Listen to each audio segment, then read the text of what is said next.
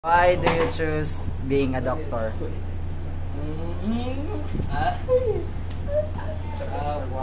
This is why I pick doctor. Oh, yeah, man.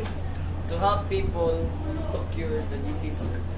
To cure ulian ng sakit. Is that all? Sakit sa tungod. Mora na imong rason para mahimong doktor. What if dili ka makapaayo og sakit? No. Alam ko ang tuloy ko. Ano sa doon?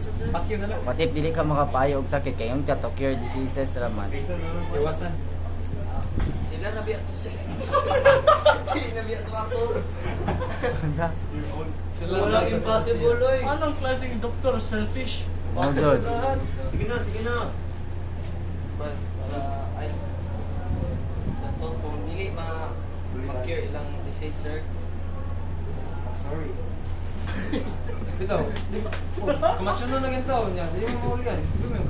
You do your best. Sa ako nimo pag-ingon. Nakay gikuan nga pasyente din. Dili na jud nimo makaya. ay, one good, ingat daw, sir, pwede, Tagalog na lang. Sige. Sabihin ko.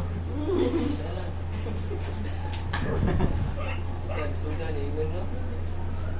Nga, kuha na to siya. 50-50 na iyang kinabuhi. Sige, sa nimo. Adin ako, wala na, sir, dili na kaya.